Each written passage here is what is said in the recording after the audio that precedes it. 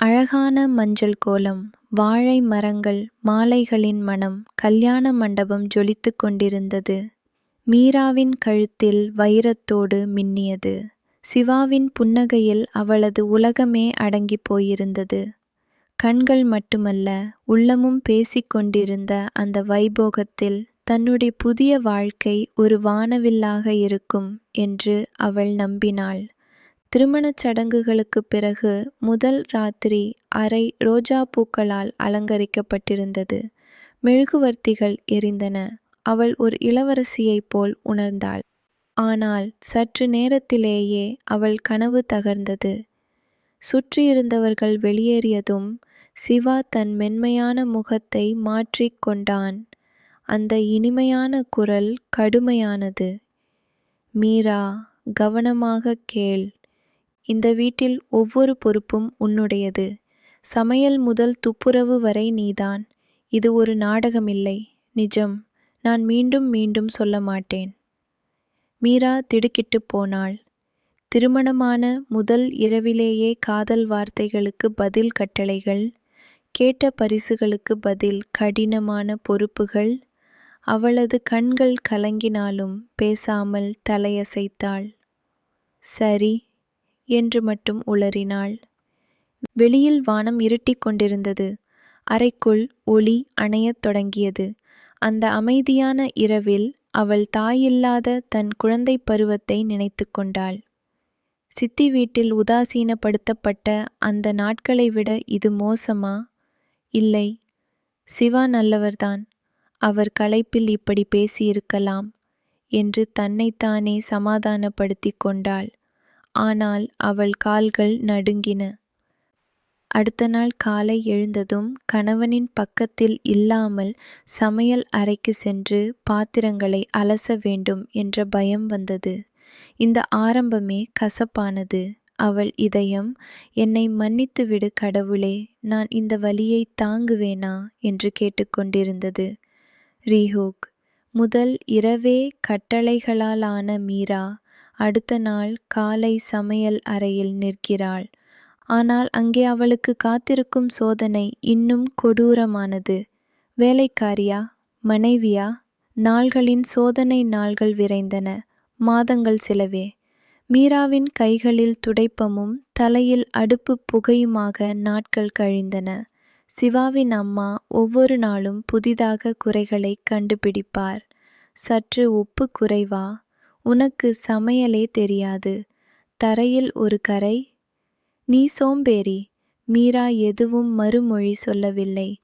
தனக்கு இடம் இல்லாத இந்த வீட்டில் பேசினால் மேலும் பிரச்சனை என்று புரிந்து கொண்டாள். நாத்தனார் வீட்டிற்கு வந்தார். தனக்கு காதல் திருமணம் என்று கூறி தன் கணவனிடம் மிகவும் அன்பாக பேசிக் கொண்டிருந்தார். மீரா அதை பார்க்கும்போது தனக்கும் இப்படி ஒரு நாள் வருமா என்று ஏங்கினாள். சிவா திரும்பி வந்ததும், நாத்தனார் எப்படி பேசுகிறார்கள் பார்த்தீர்களா? அவர் கணவர் ரொம்ப பாசமாக இருக்கிறார் என்றாள். அதற்கு சிவா கடுப்பான குரலில், உனக்கு அதையெல்லாம் யார் சொன்னது? நீ இந்த வீட்டில உன்னுடைய வேலையைப் பார். அவள் காதலெல்லாம் அவள் தலைவிதி. நான் பாசம் காட்ட ஆளில்லை என்றான். மீராவின் உடல் சிலிர்த்தது. எனக்கு கொஞ்சம் பாசம் வேண்டும். சிவா, ஏன் இவ்வளவு கோபம் என்று கேட்டாள். சிவா டிவி பார்த்து கொண்டே, போய் என் சட்டைகளை அயன் செய் என்று கத்தினான். இரவில் சிவா படுத்து உறங்கும் முன் மீரா அவன் கால்களை தன் மடியில் வைத்து அமுக்கிவிட்டாள். உங்கள் கால்களை அமுக்கட்டுமா என்று அன்பாக கேட்டாள். அவள் மனதில் மட்டும் தன் தாயின் பாசத்தை நினைத்து அழுதாள். இந்த கைகள் எத்தனை பாத்திரங்களை கழுவினாலும் என் கணவர் ஒரு முறை நல்லாயிருக்கியா என்று கேட்க மாட்டேனா என்று மெல்ல அழுதாள். அவள் கண்களில் கனவுகள் இல்லை, ஆனால் கண்ணீரோடு அந்த அன்புக்காக ஏங்கிக் கொண்டிருந்தாள். பணத்திற்காக ஒரு நாள் கேட்டாள். சிவா, எனக்கு மாதம் 5000 ரூபாய் கொடு. எனக்கும் சிறு தேவைகள் உண்டு. சிவா கோபம் கொண்டு, என்னிடம் பணமில்லை. உனக்கு வேண்டுமானால் என் அம்மாவிடம் கேள். நான் மனைவிக்கு பணம் கொடுக்க மாட்டேன் என்று உறுமினான். மீராவின் குரல் வியர்த்து போனது. எனக்கு பணம் வேண்டாம். ஆனால் நீங்கள் என்னை மீரான்னு அன்பா கூப்பிடுங்க. அவ்வளவுதான். சிவா முகத்தை திருப்பிக் கொண்டான். அவளுக்கு புரிந்தது. இந்த வீட்டில் தன் மதிப்பு கூலி வேலைக்காரியை விட குறைவு.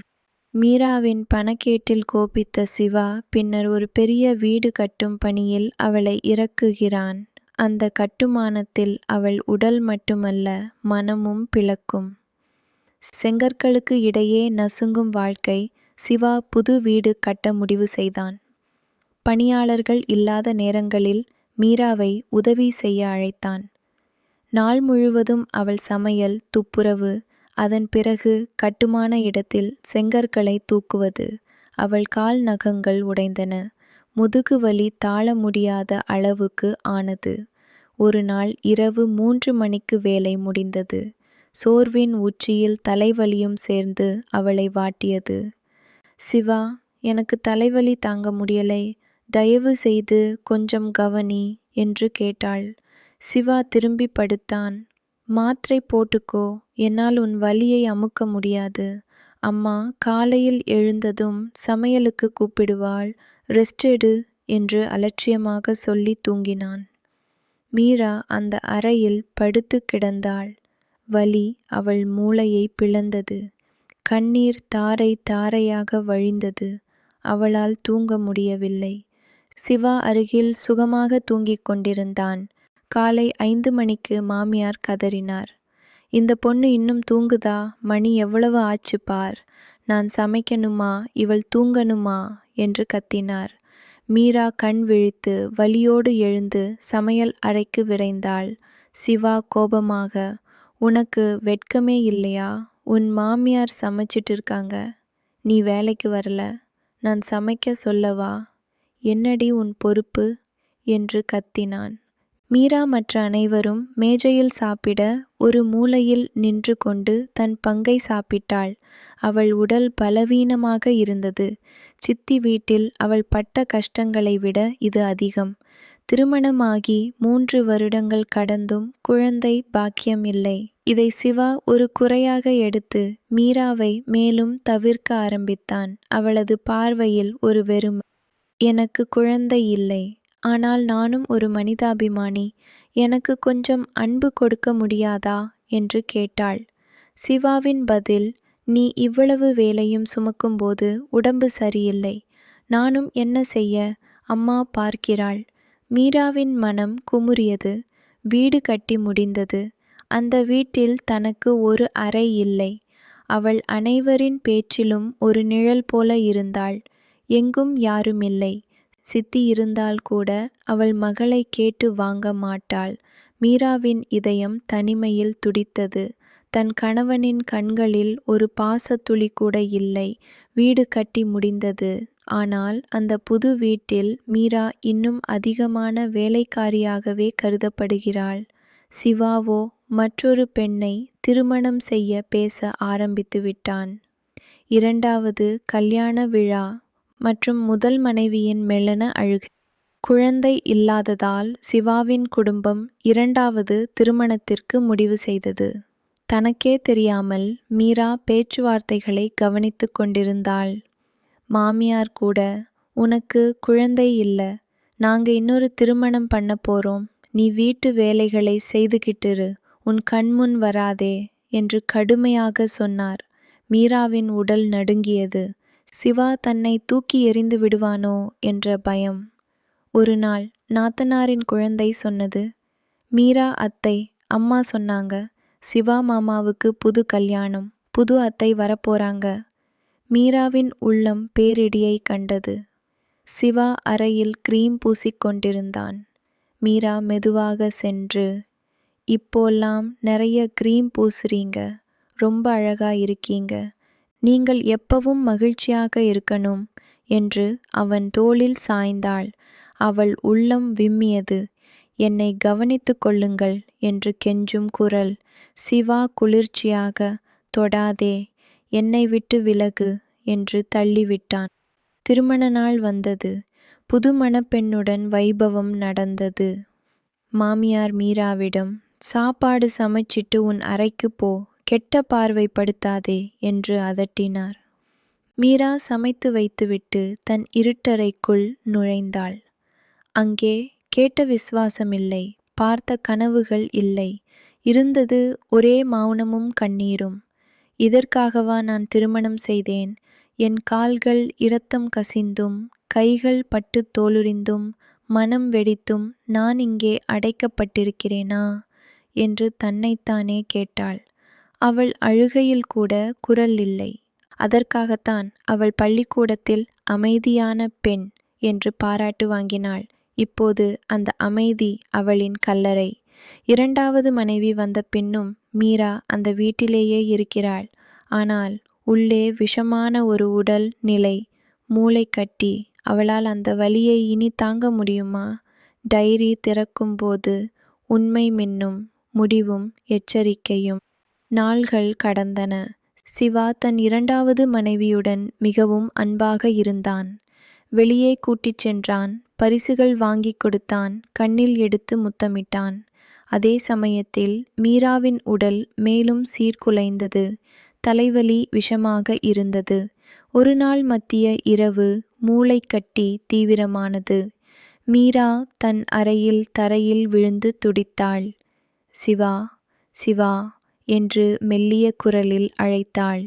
ஆனால் சிவா 2வது மனைவியின் கட்டி அணைப்பில் தூங்கிக் கொண்டிருந்தான். மீராவின் குரல் வெளியில் கேட்கவில்லை. அவள் கடைசி முறையாக நினைத்தாள், ஒரு துளி பாசம் இருந்தால் என் மரணம் இனிக்கும். இல்லை, இதுவும் சரி.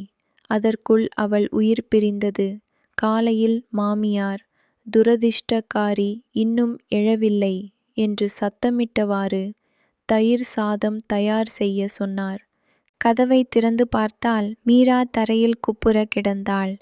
அவள் கண்கள் திறந்திருந்தன, கண்ணீர் உறைந்திருந்தது. சிவா மீராவின் உடலை தூக்கும்போது அவள் அறையில் ஒரு டைரி மற்றும் மருத்துவ சீட்டுகள் கிடந்தன. மருத்துவரின் அறிக்கை, மூளைக்கட்டி, 2 ஆண்டுகளாக பாதிப்பு. சிவா டைரியை படித்தான். அதில் மீரா எழுதியிருந்தாள், என் வலியை நான் சொல்லவில்லை. காரணம், அவர் கவலைப்படுவார். ஆனால் அவர் கவலைப்படவே இல்லை. இந்த வீட்டில் நான் கூலிக்கு வேலை செய்தேன். 2வது மனைவிக்கு அவர் தண்ணீர் கொடுத்ததை பார்த்து நான் பொறாமைப்பட்டேன். ஒரு நாள் அவர் எனக்கு ஒரு கிளாஸ் தண்ணீர் கொடுத்தார். அன்று நான் வானத்தில் பறந்தேன். அவர் மட்டும் என்னை ஒரு முறை அன்பே என்று கூப்பிட்டிருந்தால் என் மரணம் கூட இனிதாக இருந்திருக்கும். ஆனால் அவருக்கு அதை செய்யும் மனமில்லை. சிவா அந்த டைரியை படித்து முடித்ததும் கத்தி அழுதான்.